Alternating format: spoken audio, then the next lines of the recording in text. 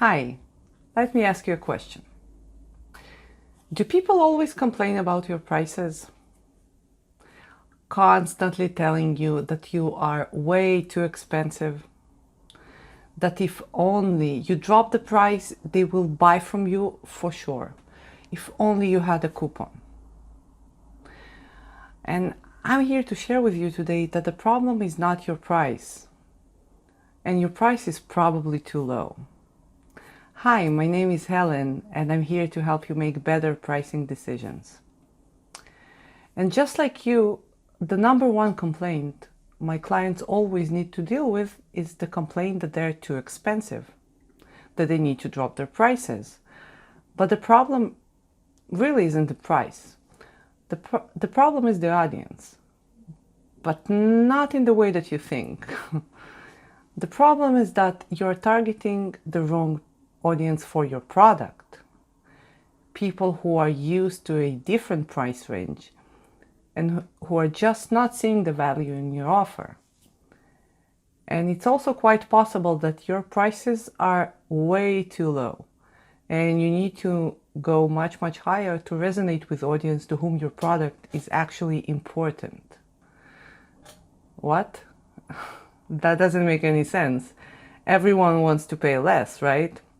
Well, let me tell you a story about one of my first clients who is the reason I became so fascinated over the years with prices. So this guy, who's a great cook, really wanted to start a private catering business for the luxury crowd. And his food was great. Everyone said so. High quality ingredients, creative presentation, very low prices comparing to other options. And he was also a very nice guy who loved people, so he had many connections. You name it, he had it all. Except for one little problem. No one was buying. And I couldn't understand it. With such great prices, how can anyone say no? So I asked around. And surprisingly, people actually thought that he was too cheap. That something must be wrong with his food. Simply because people often use prices as a value signal. And his prices were so much lower than anyone else's in the upscale catering business that people thought his ingredients are cheap.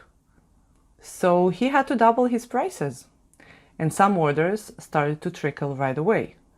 But it wasn't until he doubled his prices and now he fell right in the average price range his audience is used to paying, that people accepted him as one of the valid options. And since his food was objectively amazing, he quickly became very successful and very busy. Because counterintuitive as it may sound, for the luxury shopper, high price and their ability to pay it is oftentimes one of the reasons they buy. So what actually happened here? We all have a perceived price range in our minds. We use this price range to evaluate all the products that we see. We also use price as an easy shortcut to signal quality and value. So people who are searching for high quality catering for their parties simply didn't believe that such low prices are a reasonable price range for quality food. So what can you do when people complain about your price? Well, first, obviously, you should understand your audience and their accepted price range. You can do it easily by researching other similar products or solutions they currently use. And if you do fall outside of the price range, for example, your price is too low, you must have a very good reason to explain it. So in the case your prices are too low, you can explain how they're overpaying right now. And one of my favorite reasons is the one from Everlane.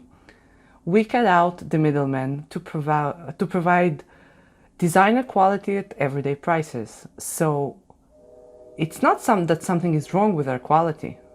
It's just that you've been overpaying for designer quality and you can get it for less. or you can raise your prices to a level that your audience finds acceptable while investing in improving your value and your brand positioning. As always, I'm here for questions. And if you want to learn more, please follow me.